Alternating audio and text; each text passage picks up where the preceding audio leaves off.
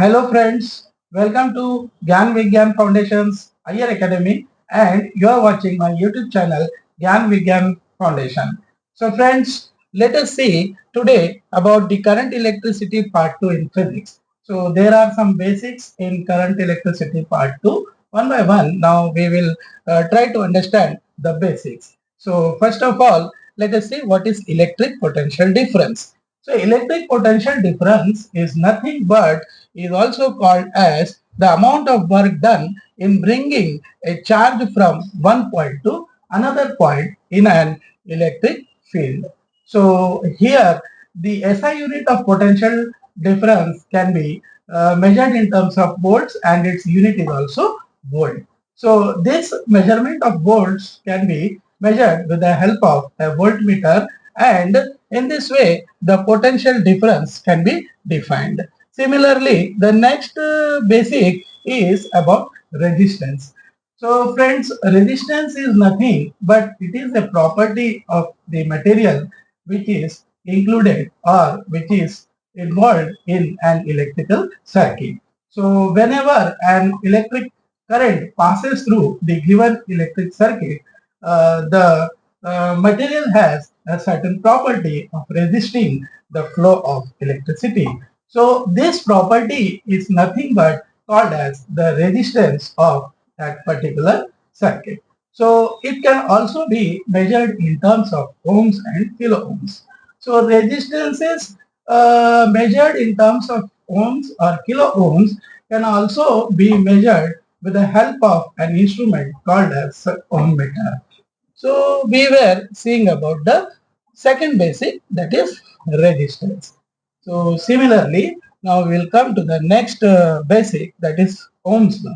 So friends, we have to study the Ohm's law also in this particular basics, as it states that whenever an electric current passes through the circuit, uh, the flow of electricity is directly proportional to the potential difference in the circuit, provided the resistance offering in the circuit should remain constant. So mathematically, we can also define as the potential difference in the circuit, that is V is directly proportional to I, where I is also called as the unit of current in terms of ampere or milliampere. So here, let us try to understand this electrical circuit given in this particular Ohm's law statement. So here, one resistance, you can see friends, it is denoted with the capital letter R. So that is the resistance being offered inside the circuit and which is to be determined by us first. Secondly, the flow of electric current can be measured with the help of ammeter, which is already shown in the circuit diagram. This is the ammeter connected in series with the circuit. So similarly, one voltmeter is also connected across the resistance R, which will determine the potential difference between the 2 points. And one rheostat is also connected in this circuit, which will determine the variable resistances offered during the complete process.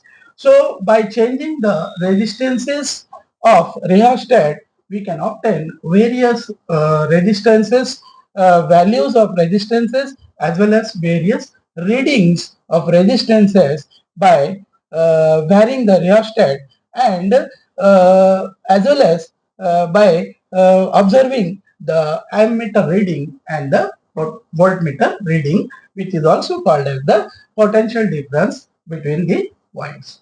So in this way, friends, we have seen the electric potential difference, resistance, and Ohm's law.